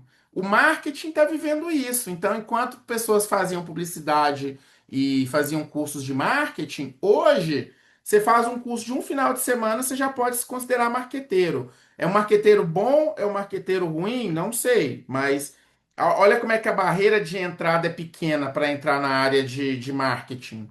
Né? Ou seja, eu tenho uma ameaça de novos entrantes o tempo todo. A gente fez uma vez de um laboratório, nós colocamos que a ameaça de novos entrantes eram os testes rápidos de farmácia. Né? Isso pode acontecer, né? Ah, eu quero trabalhar nesse segmento de mercado. Nesse segmento agora é inteligência artificial, não precisa de gente mais. Vou ter que rever minha carreira. Poder de barganha dos fornecedores. Se eu estou entrando em um negócio ou eu estou implementando um produto novo, que a matéria-prima ela é fornecida por poucos fornecedores ou um fornecedor, o poder de barganha sobre esse fornecedor em cima de mim é muito grande. Então, talvez sempre vai ser muito caro comprar isso daqui, né? Então, eu tô numa profissão altamente concorrida. Então, o poder de barganha de quem me contrata é muito alto. Então, o salário tende, ó, a crescer. E, gente, eu nunca esqueço e nunca deixo de falar a lei da demanda e da oferta. É a lei mais importante da natureza, né? Talvez ela seja tão importante quanto outras leis, né? Que é a lei da demanda e da oferta, né? Se a oferta de serviços é maior do que a demanda, os preços tendem a ser menores. Se a oferta de serviço é menor do que a demanda, você tende a ter preços maiores. É tão simples quanto isso. Ah, eu amo minha profissão, mas a profissão está totalmente acabada e sucateada. Acabou, gente, não tem o que fazer. Não tem o que fazer. Infelizmente, não tem outra solução, né? Poder de barganha dos clientes, né? Se eu entro em um segmento que o cliente tem um poder de barganha muito alto, significa que esse cliente, ele que determina o preço no mercado em alguns momentos. É ele que determina como que ele vai pagar. São poucos clientes que compram. Então ele pode falar assim, não, eu quero esse produto desse jeito. Se não for assim, eu não compro de você, eu compro do outro. Então o cliente tem um poder muito grande, né? E por último, a ameaça de produtos substitutos, que é diferente de novos entrantes. Os novos entrantes é novas empresas que entram. Por exemplo, o exemplo do laboratório, a gente colocou as farmácias são os novos entrantes, né? E quem que é o produto substituto? É o teste rápido. Então tem vários exemplos, gente, vários exemplos, vários que a gente pode colocar, né, que entra aí. Então, uma profissão, uma carreira, uma empresa, um produto, ele passa por essas cinco análises das forças de Porter. Abrir um negócio sem fazer isso aqui é um pouco complicado. Eu sempre recomendo fazer, porque é uma ferramenta muito legal e você pode fazer também de problemas menores, não apenas para abrir uma empresa, né? E aí eu quero trazer também alguns livros também que eu quero indicar para vocês também. O livro do Essencialismo, eu acho ele muito legal. Não é aquele livro teórico, coach demais, aquela coisa muito filosófica, que eu confesso que eu não me atrai tanto, mas ele pega exatamente aqui, ó. O não essencialista, ele foca em várias coisas. O essencialista, ele foca a energia numa coisa só. que ele tem chance de ter um resultado muito maior. Quem foca em muita coisa, né? É igual às vezes, alguns empreendedores que chegam para mim e falam: Luiz, tem uma oportunidade em IA, Luiz, tem oportunidade no metaverso, né? Eu falo, pô, cara, mas será que faz sentido para o seu negócio você ter mais frentes assim? Eu questiono muito isso, né? Aqui na comerciária a gente pensa muito, né? Às vezes o foco é um só, às vezes a gente tenta pegar um foco novo que pode ser reversível, né? Dentro da decisão. Então, e esse livro fala muito sobre você focar que é essencial. A gente não vai ter tempo para fazer tudo, nunca vai. Então, para quem às vezes tem um chefe que cobra demais, não tenha vergonha de chegar, chefe, eu tenho tudo isso aqui para fazer. Eu fiz aqui um diagrama aqui, eu vou ensinar vocês a fazer isso daqui a pouco, ó. Eu acho que isso aqui é mais urgente que isso, é mais urgente que isso. O senhor concorda? A senhora concorda? Concordo. Então faz esse primeiro, depois você faz o outro.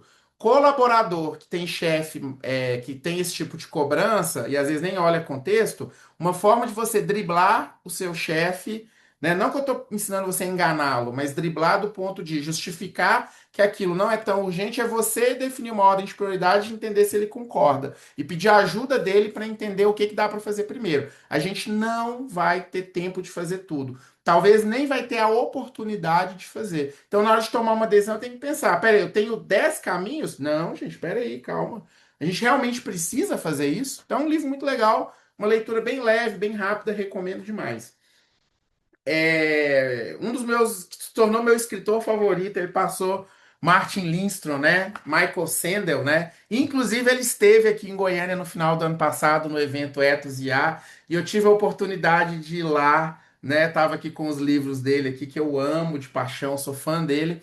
E esse livro aqui é o livro que chama Justiça, né? O que é fazer a coisa certa, né? É uma provocação sobre a questão de o que que é fazer a coisa certa dentro da justiça, né? Então ele traz um exemplo que eu acho muito legal, né? Você tem um trem que ele está andando em um trilho, só que ele está desgovernado. Se eu fizer ele ir para o trilho da direita, ele vai matar dois trabalhadores. Se eu direcionar ele para a esquerda, ele vai matar todo mundo que está no trem. Como é que eu tomo essa decisão? Como que eu tomo essa decisão? Mato dois ou mato todo mundo? E ele ainda traz uma situação. Eu Tenta posso parar pegar o uma trem. pessoa. Mas não tem opção. Você não tem opção de parar o trem. O trem está Gente, desgovernado. Como é que isso eu é tomo essa loucura. decisão? É uma loucura. Ele conta sobre um pessoal que foi para a guerra, que sequestraram um cara e contaram para ele que não era para ele falar onde ele estava. Ele contou, foi lá e matou todo mundo. Só sobreviveu um cara dos soldados. Ele conta histórias. Essa história do trem ainda tem a questão de eu posso pegar uma pessoa muito grande, jogar no trilho que vai frear o trem. Aí eu vou matar só um. Que loucura. Ele traz esses dilemas éticos e de justiça na sociedade. Então é um livro difícil de ler, não é um livro fácil de ler, tá, gente? Não é. É um livro difícil. Eu tenho aqui, ó. Eu tenho alguns no Kindle aqui, ó. O meu Justiça tá aqui. Esse exemplar que estava aqui não era meu, mas o meu tá aqui, o meu da Justiça. Não, eu adoro esse livro aqui. Michael Sandel é um cara fantástico. Você vê o tanto que o cara ele abria para perguntas. Ele abria para pergunta, não era uma palestra que ele chegava e falava, ele já começou a falar. Gente, nós temos a IA está criando música e nós temos artistas como Elvis, atores famosos, Marilyn Monroe. Como é que a gente vai lidar com essa questão ética aqui? Trouxe a questão da tecnologia com idosos, trouxe o relacionamento entre as pessoas e essa vida artificial que é a tecnologia. Ele trouxe isso e falou, gente, eu quero ouvir vocês. E eu quero que vocês perguntem em português para eu ouvir aqui no fone a tradução em inglês. Ele ainda fez isso ainda. E ouviu todo mundo. Eu não perguntei para ele porque o que eu queria perguntar, uma pessoa perguntou, mas se eu levantasse a mão, ele teria aberto para eu perguntar para ele. Então foi uma experiência muito legal, foi uma das experiências mais legais que eu tive é, na minha vida, ter ido na palestra do Michael Sandel. O cara é professor de Harvard, o cara esteve em Goiânia. De graça, de graça. Esse evento Ethos IA era de graça, era só ter feito a inscrição antes. Né? Olha o nível de palestra que a gente trouxe aqui. E ele é muito amigo da Prioli, né? Da Gabriela Prioli. Ela viria ao evento, ela não veio. E ela já palestrou com ele aqui no Brasil, né? Ela como acho que ela é graduada em Direito, ela também fala muito sobre esses temas.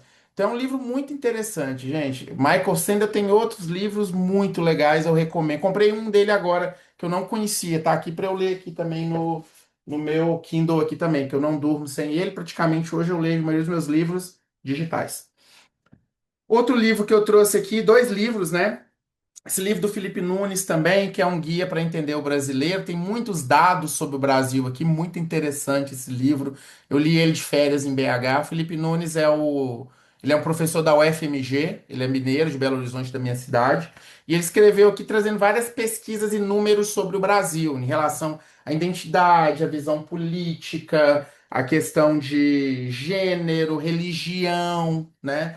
É no livro que fala, por exemplo, no início da década de 80, o Brasil era praticamente 80% católico. Hoje o catolicismo caiu para 53%, e os evangélicos estão mais ou menos em 36, 37%. Dentro das pesquisas que a própria empresa dele também faz, que é a Quaest, uma empresa bem famosa. Então, é um livro muito legal, que traz muitos números e aprende a gente a ser mais estatístico, né? Ah, eu acho que o Brasil é mais de esquerda, eu acho que o Brasil é mais de direita, né? É igual eu ouvi uma vez numa situação que eu tava, gente, mas o presidente atual não tem apoio mais no Nordeste. Eu tava viajando na praia lá na cidade de tal, todo mundo que eu conversava falava que era contra o governo lá no Nordeste. Poxa, mas ela viajou para uma praia em uma cidade que ela teve um número muito restrito de pessoas locais. Como é que ela fala que ninguém apoia o governo atual? Então, olha as decisões no achismo, né? Ou no meu ego, né? Eu tenho que saber ler números. Esse livro ensina muito. E Small Data e Martin Lindstrom era meu escritor favorito, mas ele infelizmente perdeu o título aí o posto aí pro Michael Sandel, mas é o meu segundo escritor favorito, um mercadista, né? Não sei se existe esse termo, cara do mercado, consultor também. Ele escreveu esse livro que fala aqui no topo, aqui, A Lógica do Consumo, que é um livro muito legal que fala por que as pessoas compram, né? E esse aqui é Small Data, como pequenas pistas indicam grandes tendências. Como é que as empresas podem tomar decisões de produtos vendo pequenos sinais, né? Ele é um cara ele, por exemplo, foi montar um site para e-commerce de bebês na Rússia e ele foi ajudar um pessoal a abrir um shopping na Arábia Saudita. E aí ele tinha que descobrir, ele ia lá descobrir, ele dormia na casa das pessoas, pra terem ideia, para descobrir os gostos das pessoas, para ele poder conseguir montar projetos de consultoria melhores, né? Ele trabalhou para a Lego, na época que a Lego fez uma virada de produto ali, saindo de um produto para criança para coisas para adulto, também igual aqueles Legos bem grandes. Inclusive eu tenho meus Legos aqui, eu sou um colecionador de Lego aqui no meu guarda-roupa. Castelo Darth Vader foram 10 horas para poder montar ele, foi super divertido. Tenho vontade de desmontar ele e montar de novo, só que eu perdi o manual, não sei como é que eu faria isso. Mas são livros que eu estou indicando para vocês que trazem muito essa questão da decisão, mas o ambiente da decisão. Então, vocês lerem esses quatro livros aqui em 2026, aí vocês vão encerrar o ano com leituras muito boas. Principalmente meu grande ídolo, Michael Sandel. Foi sensacional, até me emociono. E agora nós vamos praticar um pouco aqui. Eu trouxe um exercício aqui. Quem quiser ir fazendo junto comigo, pega um papel e caneta aí. Vamos fazer junto aqui agora. Quem não quiser, eu vou mandar esse PDF depois junto com o certificado. Ou seja, quem veio aqui vai ganhar um certificado, né? A Jaiana escreveu aqui que está lendo Essencialismo. Muito bom, Jaiana. O que que você está achando? Conta aí para nós. Vocês vão receber esse material aqui com esse dever de casa aqui para vocês começarem a formatar problemas, tá? Em Bom, quem relação quiser ao falar. livro, é um pouco complexo, assim, porque é um segmento bem diferente do que eu estava habituada a ler, sabe? Então, mas é interessante, sabe? Assim, na prática é um pouco mais difícil de você aplicar, mas a teoria ali do livro é muito boa, assim, te esclarece muita coisa em relação à questão de prioridades, do que você pode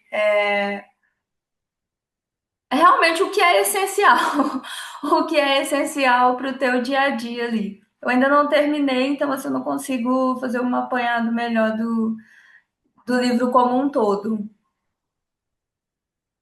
Ah, legal. Obrigado por ter compartilhado com a gente aí a sua experiência. com o livro, né? O livro ele não é simples implementar isso, não. Realmente você trouxe uma questão legal. E às vezes o problema da falta de foco, ele pode ser institucional, ele não pode ser, ele pode não ser de ordem pessoal. Então, às vezes a gente se sente ali com as mãos atadas, né, para poder conseguir se envolver num ambiente de decisões, né? Bem complexo. É, Então a gente vai escolher um problema, vocês podem escolher, não precisam se manifestar, podem fazer só com vocês aí, né? E aí primeiro nós vamos colocar a decisão em uma página, né? Decidimos, né?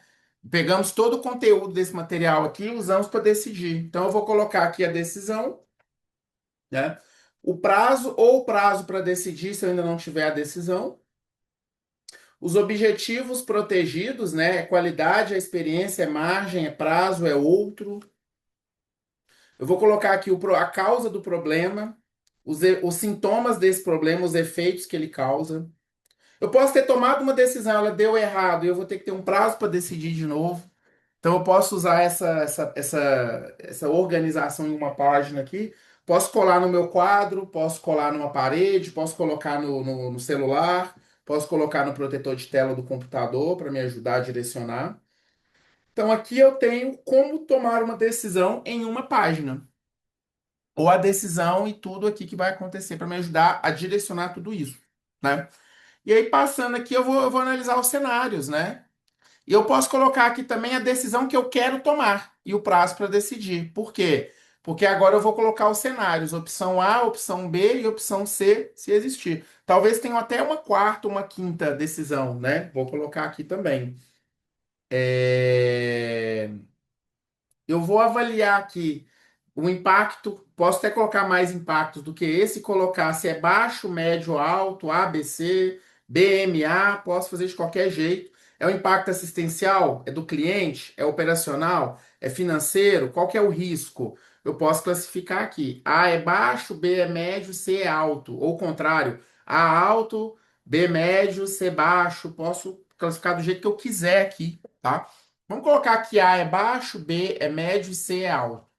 Então eu vou classificar isso aqui também. E aí eu vou criar um plano de ação. Vou usar a ferramenta 5W2Hs que a Michelle trouxe para gente. Vou criar indicadores a serem mensurados, por exemplo, faturamento, redução de custos, prazo de entrega, e vou definir as minhas metas, né? Então, esse é a ferramenta que eu trouxe aqui para a gente ajudar a gente a tomar uma decisão. Então, de novo, eu vou colocar a decisão aqui, vou escrever o que que é. Que eu decidi, ou posso colocar o que eu também quero decidir, posso usar dos dois jeitos aqui, não tem problema. Eu tenho prazo para decidir, eu tenho aquele objetivo, né, que eu preciso proteger com a decisão, o problema e a causa e o sintoma efeito. Luiz, eu não sei a causa. Tenho SWOT para fazer, posso fazer Pestel, posso fazer a cinco forças de Porter, né? A SWOT normalmente atende grande parte dessas demandas, né? Vou de novo avaliar os cenários, né? Colocar aí as três opções ou até mais opções. Vou avaliar, fazer a avaliação e o dos impactos, né? Se ele é médio, alto. Então eu posso colocar aqui os cenários e posso colocar onde que eles impactam, né? Avaliar isso e cada um eu vou colocar. Esse é alto e baixo. Isso aqui pode sim me ajudar a tomar uma decisão. Pode me ajudar a tomar uma decisão. Olha, já que o impacto financeiro é pequeno, o operacional é maior, será que pode ser que nessa solução que eu preciso implementar aqui, eu preciso de um impacto financeiro baixo e um alto operacional, porque se o impacto financeiro é baixo, eu não tenho dinheiro para poder pagar, eu tenho pessoas que podem retomar uma atividade ou fazer alguma coisa, eu posso usar. Então, é uma opção que eu tenho, né? E o plano de ação, 5W2Hs, eu confesso para vocês que eu esqueci de trazer aqui o exemplo da matriz aqui, mas eu posso mandar em PDF para vocês lá no grupo lá, tem o PDFzinho com a orientação. Mas o 5W2Hs, ele é uma ferramenta muito simples, né? É os 5Ws, que é os em inglês, e os 2Hs. Então, os 5Ws aqui, eu tenho aqui o que que eu vou fazer, por quê, quem vai fazer, quanto vai custar e o como, né? E os dois Hs é quando que eu vou fazer e onde. Então, eu consigo criar o quê? Um plano de ação. Eu posso criar vários o quês, o que eu vou fazer. Peço desculpa por não ter trago aqui a matriz. E eu colocar os o quês dentro de cada o que. Eu posso colocar o porquê que eu estou fazendo isso, quem vai fazer, quanto vai custar, como que eu vou fazer, quando que eu vou fazer e onde. Então, olha como é que eu consigo definir aqui o que que vai ser feito, por que que tem que fazer, quem que são as pessoas envolvidas, quanto vai custar para eu fazer isso, pode custar nada, mas pode custar caro, como que vai ser feito, esse o quê e esse motivo. Eu vou fazer uma reunião com todos os fornecedores para pedir para eles um desconto maior, porque eu quero comprar em maior escala, né? Esse é o que eu preciso reduzir meu preço de compra. Por quê? Porque eu preciso melhorar minha rentabilidade e eu posso, inclusive, comprar mais e pagar mais barato. Quem vai fazer? Eu, Luiz, que sou do compras. Quanto vai me custar? Só o preço do deslocamento para visitar o cliente ou nada se eu só conversar com ele por telefone ou fazer uma reunião online. Como? Eu vou ligar para o representante desse fornecedor e vou agendar uma reunião com ele. Quando? Eu vou começar amanhã, dia 29 de abril, e vou terminar dia 31 de maio, né? Quando e onde? Eu vou fazer do meu escritório, da minha sala, ou então eu vou fazer só os fornecedores que estão na minha cidade. Então, eu já defini um plano de ação, que é o que a Michelle trouxe para a gente aqui como exemplo de ferramenta que pode ser usada. Por isso que eu trouxe ela depois, porque o plano de ação ele vem depois, né? E aí eu posso linkar as minhas ações a indicadores, eu posso definir metas. Então, eu tenho uma meta. Essa meta é reduzir em 50% o preço o custo da empresa. Eu posso dividir, não, 50% é muito. Eu quero reduzir o meu preço de compra dos fornecedores em 15%. E aí eu posso colocar como o quê? Ou então eu posso ter vários o quês para resolver aquela meta que está vinculada ao indicador, que é o quê? Redução de custos. Então eu posso usar tudo isso, né? Quem não assistiu, eu vou mandar no grupo a aula sobre indicadores, vocês vão aprender a construir indicadores. Tem uma aula lá disponível gratuitamente em nosso canal no YouTube, né? E isso que nós vimos hoje aqui é tudo que a gente fez para quê? Para tomar a decisão final. Por que que decidimos assim? Nós decidimos sim, vamos abrir a fábrica e vamos comprar o lote do lado, igual o exemplo que eu dei. Nós vamos ampliar a nossa fábrica. Por que que decidimos isso? Porque o cenário econômico é favorável, porque temos dinheiro em caixa, suficiente para pagar e ainda sobrar, e nós temos uma demanda reprimida dos nossos clientes que a gente não consegue atender. Tomamos a decisão. Estamos todos lindos, felizes, dançando, pulando, porque conseguimos tomar uma decisão. Envolvemos as pessoas, definimos aqui toda a pegamos aqui, colocamos o problema, descrevemos ele em uma página, a decisão em uma página vinculada a problemas, causa raiz, sintomas, o que que a gente quer proteger. A gente definiu os cenários que a gente tinha, avaliamos os riscos, né, e os impactos. Fizemos o plano de ação e agora vamos tomar essa decisão. Vamos comunicar certo para o time e vamos para frente, né? Esse foi o nosso curso sobre como tomar decisão. Quero agradecer a vocês pela presença. Quero agradecer aí a vocês que confiaram e que vêm participando dos nossos cursos aqui. Dar as boas-vindas para quem está participando com a gente pela primeira vez. E agradecer de novo para quem já está aqui mais vezes com a gente. Muito obrigado, tá, pessoal? Muito obrigado. Se puderem, como eu pedi, postem lá no meu Instagram, Professor Luiz Soares, ou Comerciário de Saúde. Ajuda muito a divulgar o nosso trabalho. Vocês não estão pagando nada por isso. A única coisa que eu peço é compartilhem, escrevam lá no grupo que vocês adoraram o curso, ou então que vocês odiaram. Pode reclamar, pode elogiar. A gente agradece muito. E como eu tenho feito em todos os nossos cursos, eu já estou divulgando o nosso próximo tema, que vai ser processo para reduzir retrabalho. Olha como é que isso aqui é impactante, né? Vai acontecer no dia 27/5, em uma quarta-feira, às 20 horas. O Renato trouxe aqui pra gente, excelente apresentação, agregando valor para a melhoria contínua. Obrigado, viu, Renato? De coração, tá? Obrigado. Então, nós vamos ver sobre processo para reduzir retrabalho, né? Quem não quer reduzir retrabalho, né, dentro das empresas, dentro das organizações. É um baita de um desafio, né? E nós vamos falar um pouquinho sobre isso. E o QR Code que está aqui é para vocês já se inscreverem para o próximo curso e garantirem aí a inscrição de vocês. Lembrando e ressalto, quem faz inscrição com o nome completo ganha certificado de 2 horas. Como que você vai usar esse certificado? Você vai mandar lá para o RH da sua empresa falando que foi um treinamento que você fez e vai convocar outras pessoas para participarem com a gente. Você pode usar lá na sua faculdade para usar como horas complementares, porque é um certificado oficial que a gente, enquanto empresa, pode emitir. E você pode usar para poder colocar lá no seu currículo, colocar lá no seu LinkedIn que você fez cursos, porque é material oficial e a gente disponibiliza isso para vocês. Lembrando, quem está aqui não está pagando nada, está fazendo gratuito, está convidado a fazer parte dos treinamentos e dos cursos até o final desse ano de 2026. Temos conteúdos até dezembro. Mais uma vez, quem quiser me seguir, professor Luiz Soares, Luiz com Z por extenso, me seguir no Instagram. E marcar também, marcar comerciária e gestão também, né? Se alguém quiser, eu mando lá no grupo sempre. Quem não está no grupo, eu vou reencaminhar o link aqui para entrar no nosso grupo do WhatsApp. Quem entra no grupo acaba recebendo mais informações e mais conteúdos, e-books e materiais que a gente compartilha lá gratuitamente. Então, mandei aqui no chat aqui da nossa conversa de novo.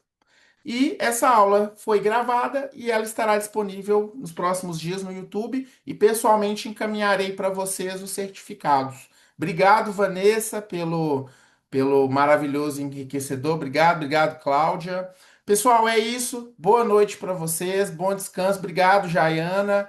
Fiquem com Deus. Desejo para vocês aí um excelente restante de semana, um restante feriado e nos vemos no mês que vem para o nosso quinto curso. Obrigado, gente.